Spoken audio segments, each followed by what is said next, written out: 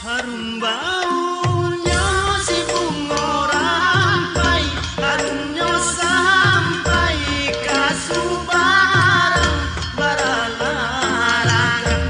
Budayo datang, budayo kita kembangkan juga, ondesan nakoy kembangkan juga, dan sampai hilang salamonyo, kembangkan juga budaya kita. Assalamualaikum warahmatullahi wabarakatuh. Pemirsa, bertemu kembali kita dengan acara Bincang Adat Denai TV. Bagi awal pemuluh kato sipatan rundiang pendahuluan, salam taunjuk kanan basamo kaganti bajawek tangan. Pucuk sitapo akajumbai batang limpato dipatahkan, bukan karena dek cadik pandai pusako kato nan dipesambahkan. Balai sampan ke lautan sarato jalo puke harimau, curen adat nan dipapakan banamu adat Minangkabau. Tibo dilansik mandai liang suruikan jalan kanan data, ko ibu jo adat ketegiliang turuikan putaran roda. Tasindorong jalan menurun, tatukik jalan mendaki, adat jo sarak kok tasusun, bumi sanang padi menjadi. Pemirsa, pada episode yang lalu kita telah berbincang-bincang tentang adat Minangkabau dengan pokok bahasan pengertian adat. Pada pokok bahasan tersebut dapat disimpulkan bahwa yang dikatakan adat adalah aturan hidup sehari-hari yang bermula dari norma dan kebiasaan dan tumbuh di tengah-tengah masyarakat yang berdasarkan budi pekerti. Akhirnya disepakati menjadi suatu aturan yang mengikat orang Minangkabau dalam bertindak dan berperilaku. Orang Minangkabau kalau bertutur kata beradat, berjalan beradat, berpakaian beradat, segalanya dituntun oleh adat. Kalau kita merujuk kepada Negara Kesatuan Republik Indonesia, maka sebagai masyarakat kita diatur oleh undang-undang, mulai dari Undang-Undang Dasar 45, undang-undang, peraturan pemerintah, peraturan daerah, dan sebagainya. Nah pemirsa, aturan apa saja atau tingkatan adat yang seperti apa yang mengatur tata kelola kehidupan bermasyarakat di Minangkabau? Pada episode kali ini kita akan berbincang-bincang dengan pokok bahasan yaitu adat Nanampe. Bersama kita telah hadir sebagai narasumber. Pertama adalah Bapak Haji Yendri Bodra Datuk Permatualam. Assalamualaikum warahmatullahi wabarakatuh. Beliau sebagai Ketua Lembaga Kerapatan Adat Minangkabau Kota Payakumbuh.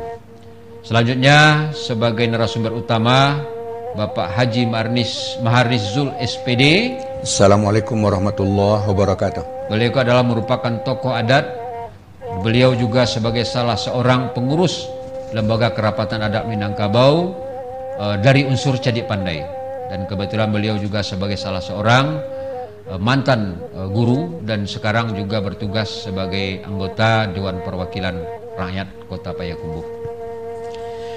Sebelum kita masuk kepada pokok bahasan, kami terlebih dulu kepada Bapak Ketua Elkam, sebagaimana pokok bahasan kita yang lalu, bahwa adat yang dikatakan adalah peraturan hidup sehari-hari. Nah, yang perlu kami pertanyakan kepada Bapak Ketua, apakah adat Minangkabau ini ada yang bertentangan dengan adat ataupun undang-undang yang diatur oleh negara? Silakan Pak Ketua. Terima kasih Pak Datuk Paduka Marajo, Paduka Bosa Marajo, selaku tokoh adat.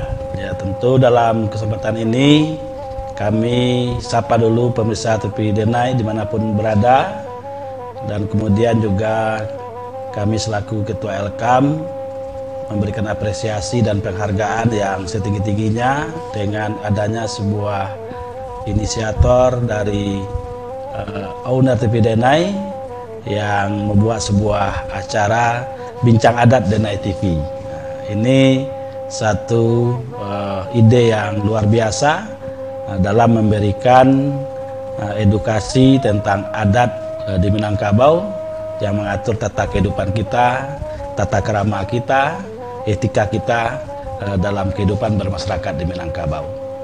Kemudian dalam kesempatan ini apa yang dipertanyakan tadi oleh Pak Datuk, bahwa masyarakat adat itu secara undang-undang dasar itu sudah diakui oleh negara. Itu pasal 18 ya. Jadi keberadaan masyarakat hukum adat itu dilindungi oleh undang-undang. Nah, kemudian juga dihadapkan kepada adat Minangkabau, tentu adat kita sudah selaras dengan undang-undang yang berlaku di negara kita. Buktinya sejak Minangkabau ada, adatnya ada, dan kemudian adat kita ini jauh sebelum merdeka sudah ada. Sampai hari ini buktinya terpakai dalam kita hidup dalam budaya alam Minangkabau. Tidak ada perdebatan, tidak ada mengganggu, malah menjadi rujukan adat Minangkabau dalam tata krama, etika dan sopan santun, budi pekerti dan akhlak.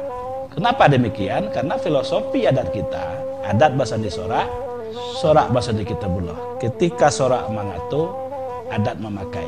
Dan inilah jati dirinya kita, masyarakat adat Minangkabau. Nah, ini kami kira adat Minang akan fleksibel dengan kemajuan zaman untuk sampai kapanpun untuk masa yang akan datang begitu.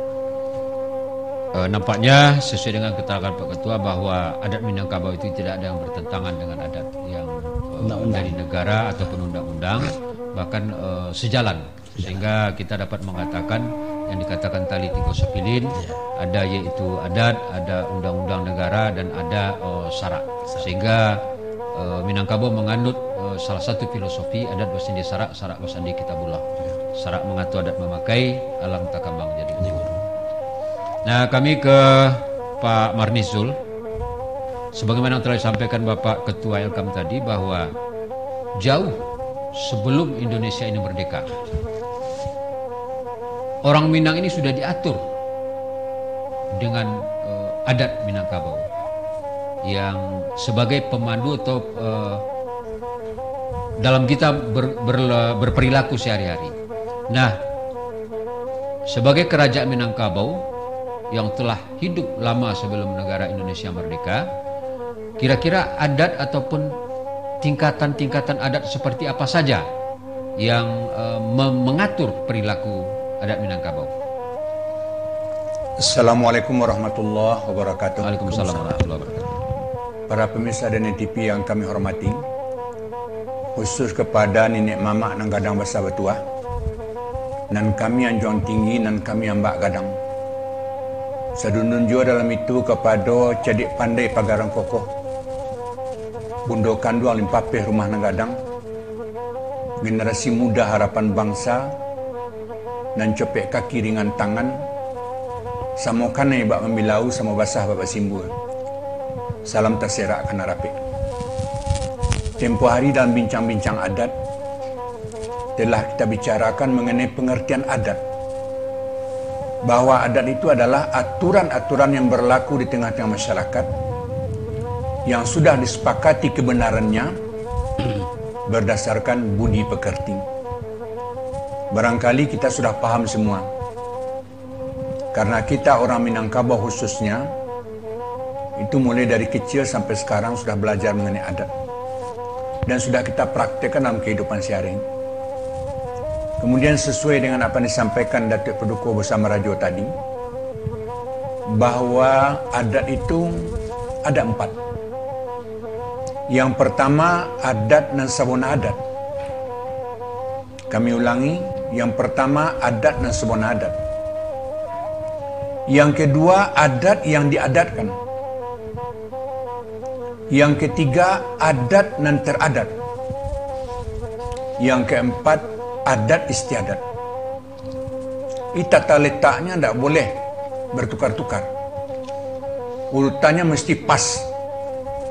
Kalau tertukar-tukar nanti salahlah pengertiannya. Kami ulangi, adat dan nompe adalah Pertama, adat dan semua adat. Yang kedua, adat dan diadatkan. Yang ketiga, adat dan teradat. Yang keempat, adat istiadat. Adat dan semua adat, juga adat dan diadatkan.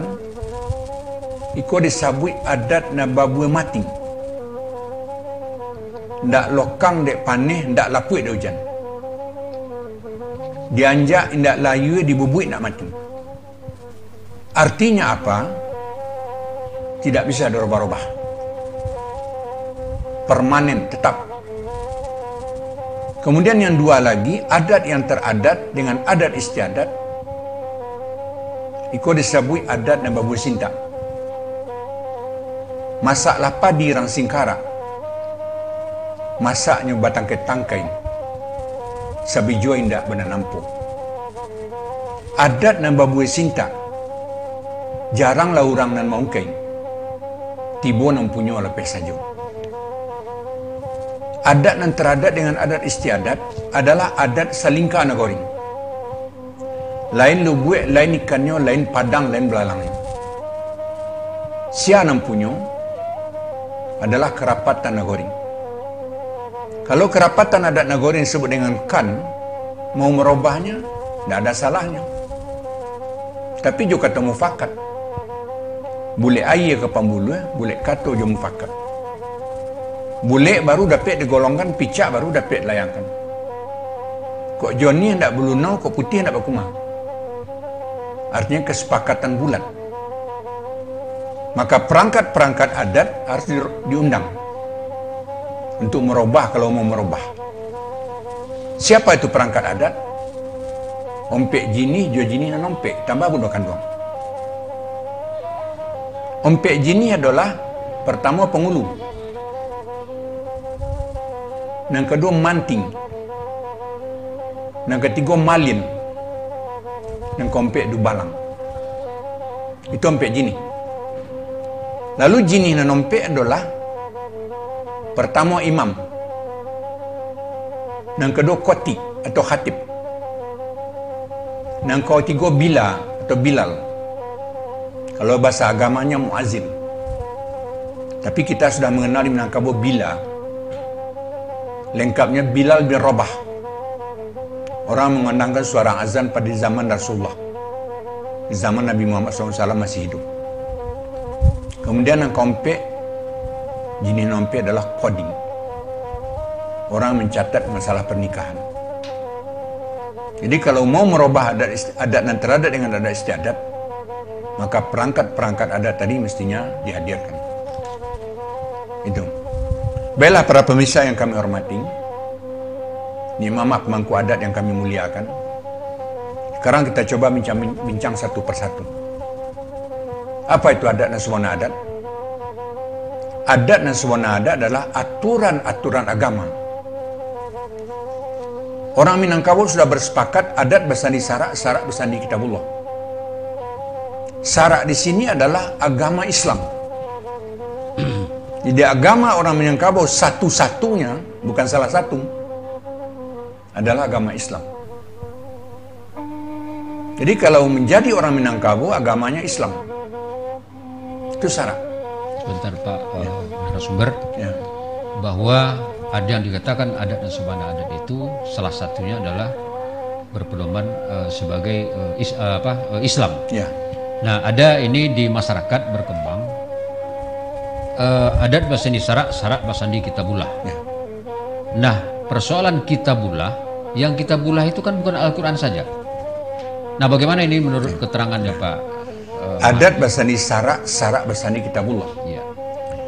Salah satu rukun iman adalah percaya kepada kitab-kitabnya. Kamu gitu? Ya. Nah.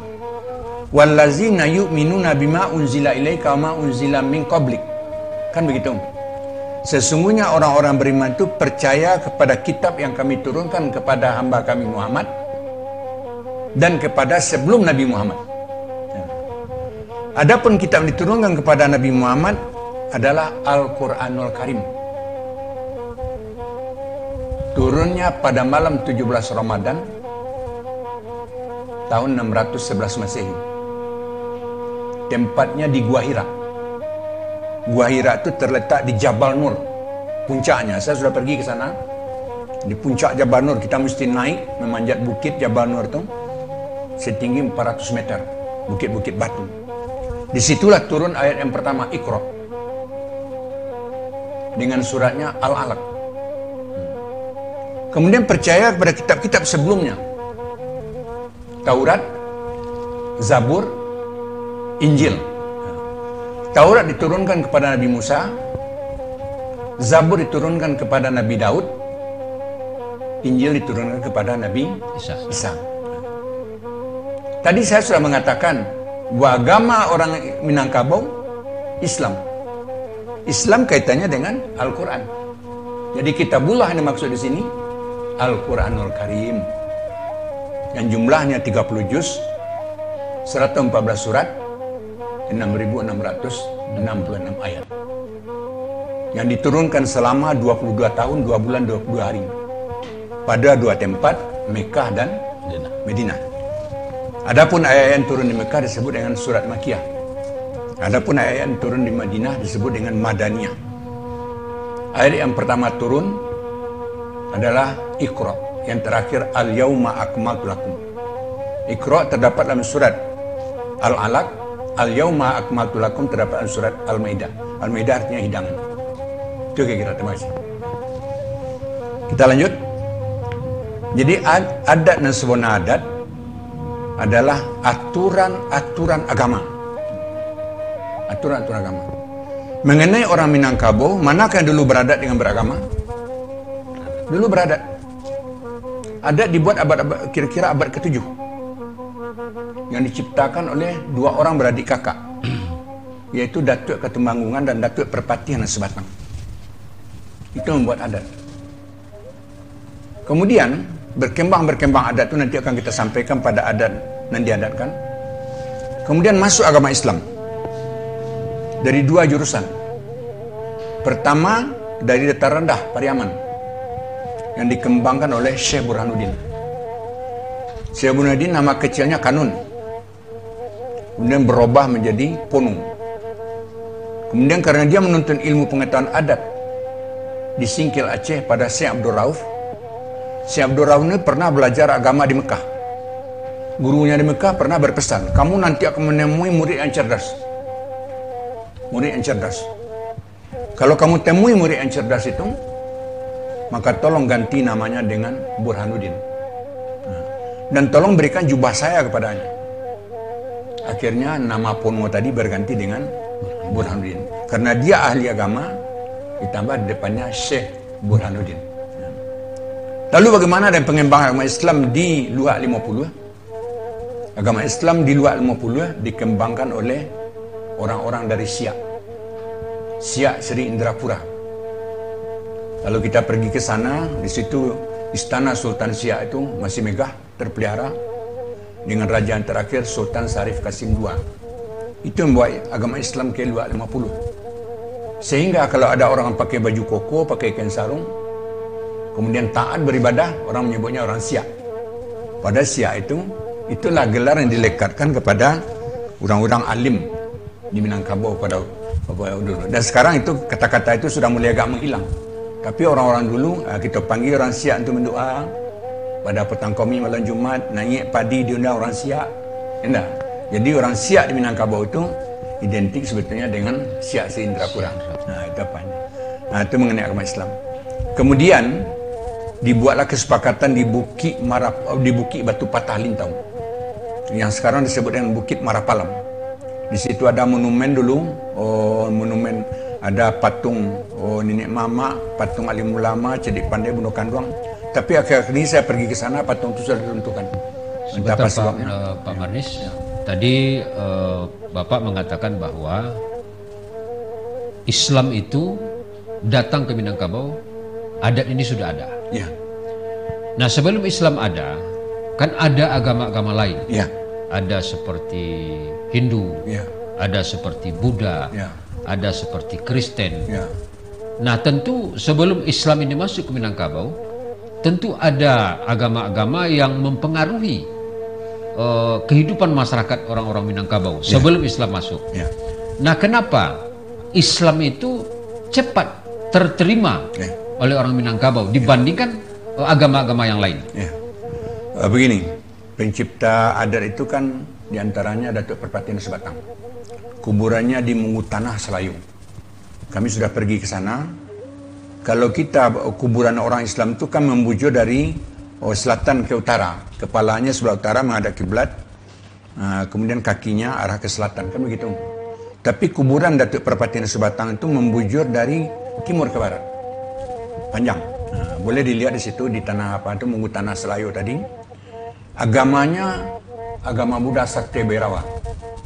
Jadi agama nenek moyang kita itu dulunya agama Buddha, itu agama Buddha. Kemudian setelah agama Islam masuk, maka adat tadi menyesuaikan dengan agama. Hal-hal yang mungkin bersifat katakanlah pemujaan-pemujaan dan sebagainya itu kemudian dihilangkan dan kita menyesuaikan dengan agama Islam yang bersumberkan dari Al-Quran dan hadis Nabi. Itu sepakat. Dan itu sudah disepakati di mana tempatnya di Bukit Marapalam, Lintau tadi. Bukit Marapalam artinya bukit merapekkan alam. Disitulah lahir falsafah adat bersandi sarak, sarak bersandi kitabullah. Sorak mengatur, adat memakai. Sorak mendaki, adat menurun. Sorak mendaki dari datar rendah Pariaman mendaki ke Luak Nantigo, kemudian adat menurun dari Luak Nantigo, itu terutama tanah datar, menurun ke datar rendah sampai ke Pariaman dan pesisir. Itu kira-kira. Harum baunya si bunga rampai, harumnya sampai ke Subarang, baralarang. Budayo datang, budayo kita kembangkan.